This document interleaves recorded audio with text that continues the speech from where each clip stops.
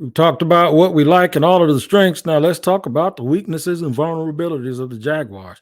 We'll do it in just a second on this episode of Locked On Jaguars. You are Locked On Jaguars, your daily Jacksonville Jaguars podcast, part of the Locked On Podcast Network, your team every day.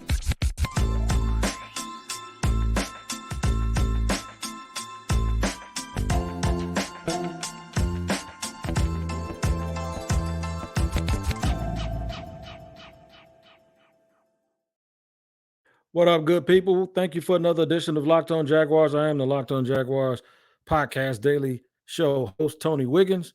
We thank you for making us your first listen because it's your team every day here on Locked On Jaguars. Make sure you tap in and subscribe for free to our YouTube page, Locked On Jaguars, that is. Hit that bell and that like button too. Make sure you hit the bell so you get all the notifications of whenever we drop a show. And wherever you get your audio podcast, make sure you tap in there too to ensure that you don't miss a daily episode. Recording a little bit late today, my bad. Got a lot of stuff going on, but we wanted to make sure we gave you the time and attention that you deserve because you're everydayers and you know the quality. And what we like to do here is give you the best. New people, new listeners, fans from all over the place. Make sure you tap in if you enjoyed the show. Follow me on Twitter at Shop Talking Wig. Make sure you tap in so you don't miss anything. So what we're going to talk about today is likes and dislikes, right? We've talked about all of those things we've liked about the Jaguars. We've sunshine and rainbows, and we talked as if we're having a big pajama party and we're cooking marshmallows and s'mores and all of this stuff. Well, you have to look at another side too. You don't want to be Debbie Downer, but you do want to be honest about yourself. So I'm going to preface this by saying this. Last year, I felt like the way the team was constructed, that it was in their best interest to play from ahead. Like, I know you're thinking like, well, whoopee-doo, Wig. Everyone thinks that you should always score quickly, score early, and get ahead in games. For the Jaguars, I thought it was particularly important because I didn't think that they had the firepower to come from behind, right? I thought if they're too far behind late in games, that it would nullify the run-pass balance and would make them too one-dimensional. I also thought that the best way for them to play was from ahead because it gave their defense a chance to run their stunts and their twists, and it took away the ability of other teams to just think that they had all day to stay with their balance and to run the ball. I was wrong about most of that stuff. And I still believe in the theory, but then you have to play the games. And we always use these two words, demonstrated performance, right?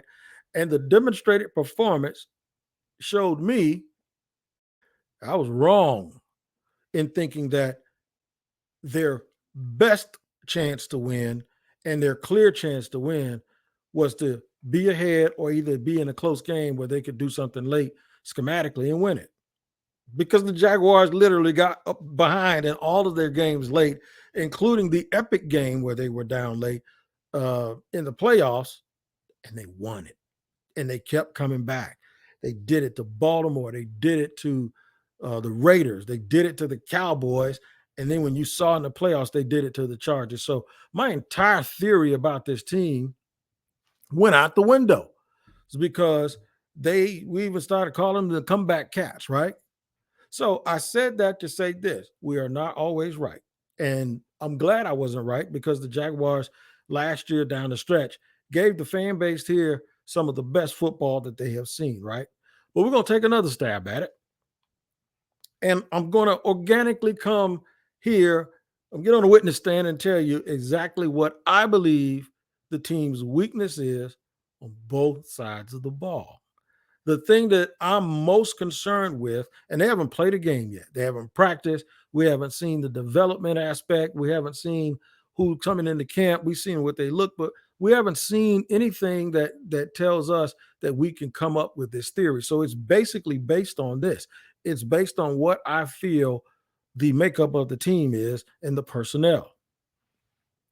I'll never doubt the Jaguars again because they've shown me that they can come back from anything. The 27-0 deficit to the Chargers late in the second quarter, and for them to win that game, that really, for me personally, it made me think as long as Trevor Lawrence is the quarterback and as long as Doug Peterson is the coach, that these guys are going to be able to come back and be able to do whatever. And now that they've added the big playability of Calvin Ridley, and then when you look on the defensive side of the ball, they really had a knack for creating things to happen and doing things late in games. For instance, they couldn't give up a touchdown to the Chargers in the second half, because if they did, the margin would have been too big to overcome. They gave up 2 field goals and scored on every possession. So that's a testament to Doug, and it's a testament to the coaching staff, and it's a testament to Trevor. It's also a testament to those guys to believe. And you got to accept and believe in that stuff, and accept good leadership, and understand that, and have a never quit attitude. So all of the players, everyone had a lot to do with it. Jamal Agnew had a lot to do with it on special teams. All of those things are true. All right. So before I get into the nuts and bolts, I'm going to tell you right now, in segment 2, I'm going to start with the defensive Achilles heel. And then in segment 3, I'm going to tell you what the offensive Achilles heel could be, and then how those two things work together. All right.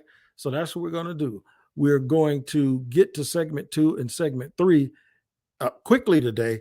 And in just a second, I'm going to tell you the things that concern me most. Now, this is not something for y'all to get alarmed about. But look, every team has their little quirks. Every team has their things from a personnel aspect that they have to overcome. I'll get all of that down, and I'll tell you all of that stuff in just a second here on Locked On Jaguars, after I let you know about today's sponsor. Today's sponsor for today's show is FanDuel. Man, you need to make a fast break to FanDuel during the NBA playoffs, because right now new customers can get a no sweat first bet up to $1,000. There's $1,000 back in bonus bets if your first bet doesn't win. Can the Boston Celtics really do it? They have their second shot tonight to come back from down 3-0. They're down 3-1 right now. Can they pull off a miracle? Well, we'll just have to see, because there's no better place to bet all of the playoff action than America's #1 sports book. Visit FanDuel.com/locked-on and get a no-sweat first bet up to $1,000. That's FanDuel.com/locked-on. FanDuel, official sports betting partner of the NBA. And we thank you for joining us here on Locked On Jaguars, where it's your team every day, and we thank you for making us your first listen. Now, as I gave you this overall overview of what we're going to talk about here, and we didn't really get into it in the first segment, I had to do some mansplaining, right? One of the things that I can tell you is that every team has its little weaknesses or areas where you can attack them. There's like no perfect team, right? There have been some throughout history that you felt like did not have weaknesses, but everyone, it's almost like you know your kids. You know your kids. You don't like nobody else to tell you, but you know the things that your child is not good at, right? Everybody. I know the things that my kids weren't good at. And as they got older, they actually had to work on those things, and they're better. But I know the things that I'm not good at. I ain't gonna tell you, because I want y'all to believe that I'm good at everything. But when you take inventory, when you have to play this sport and coach this sport, I assume that what these guys have to do is they almost have to mask things. And sometimes they don't do it by, for instance, coaches don't always say don't fumble. They'll say protect the ball.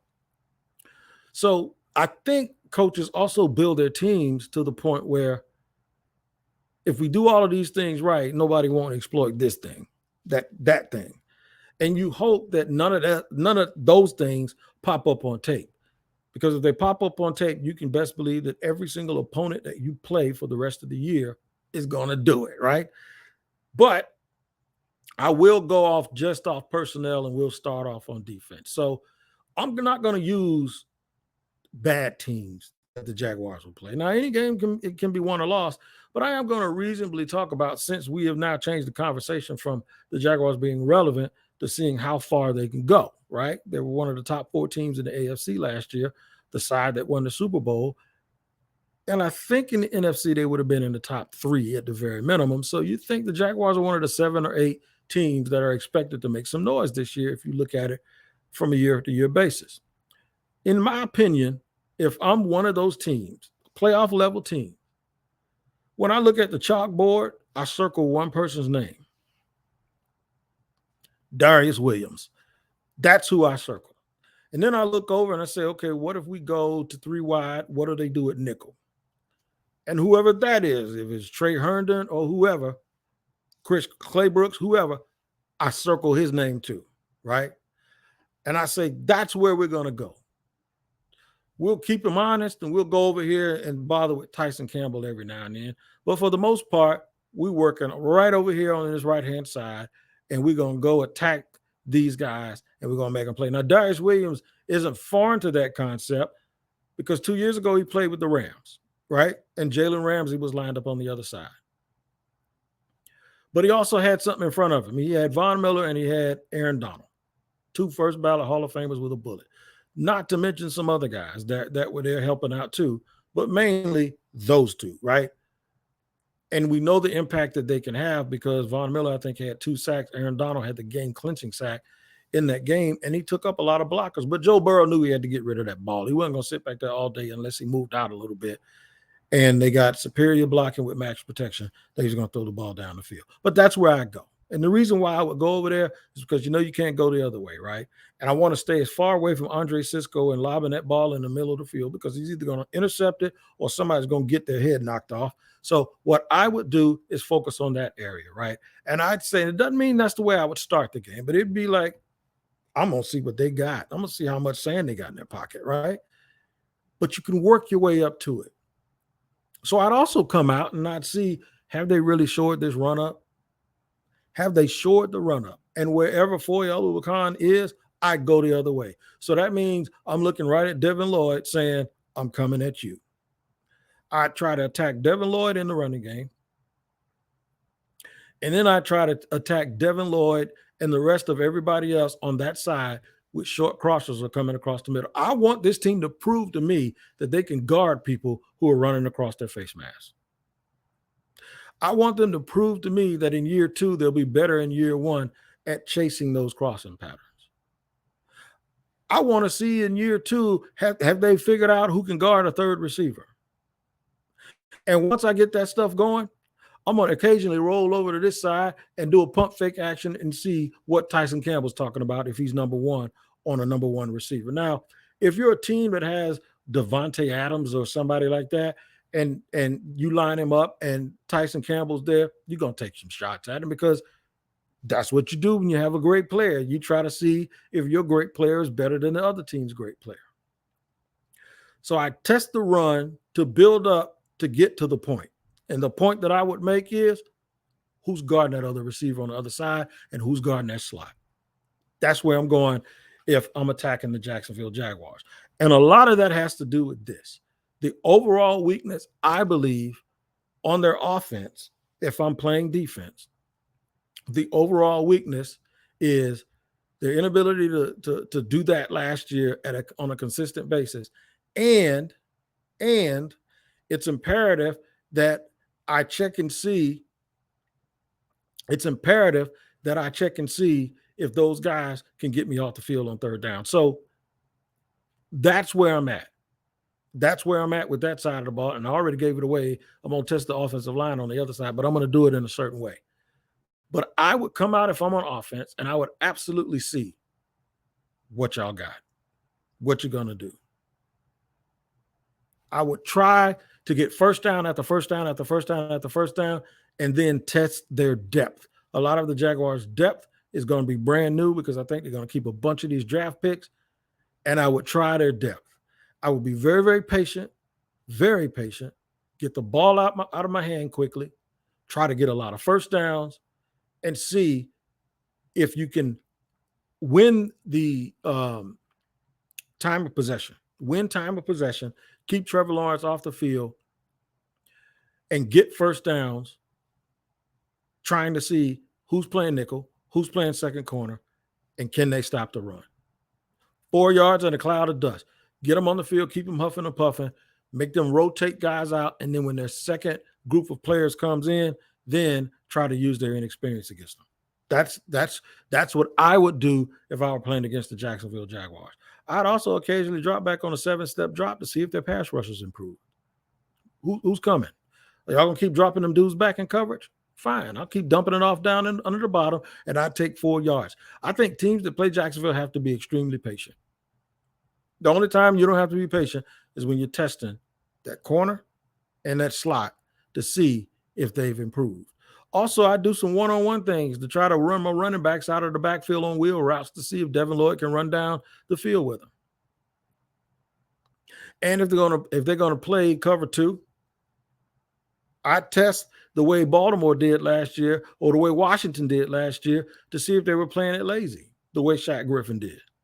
Those are the things that I believe are Achilles' heels with the defense, and those are the things that I would try. Now, I'm going to go to the offense. You already know, if you saw the thumbnail and if you heard my slip up a few minutes ago, I'm going to check and see what that offensive line is working with. And I'm going to tell you when and why I do that in just a second here on Locked On Jaguars.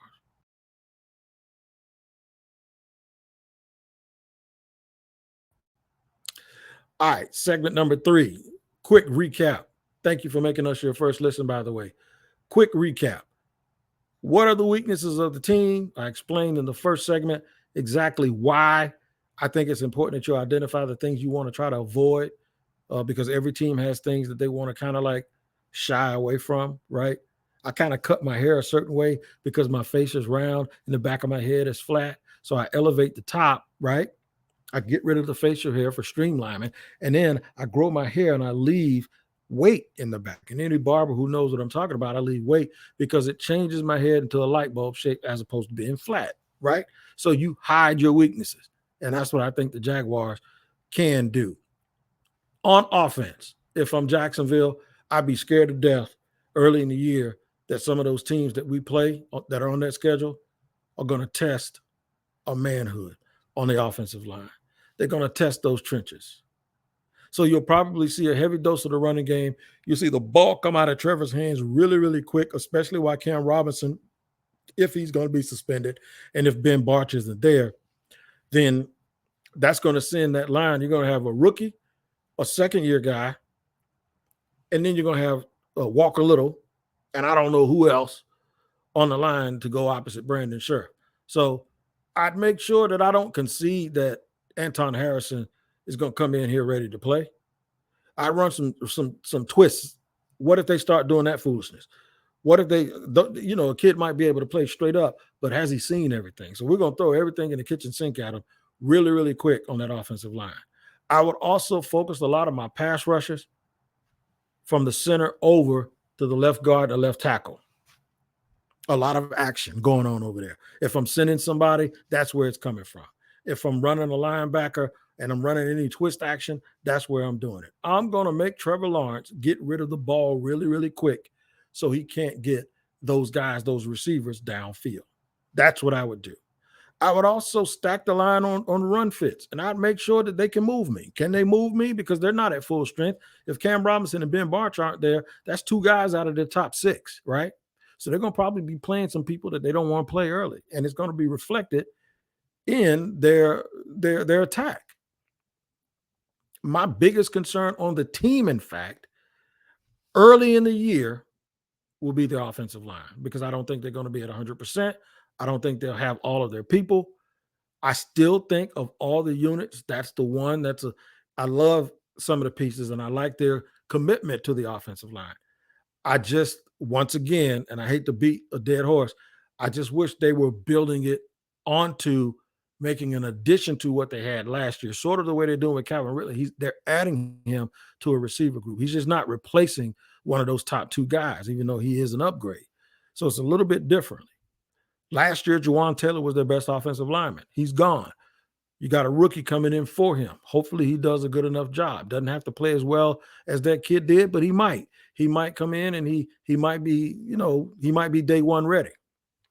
If that's the case, then you have to look at the left guard spot and the left tackle spot. Now, I trust Coach Rauscher, right? I do. I absolutely do. This is not an indictment on him.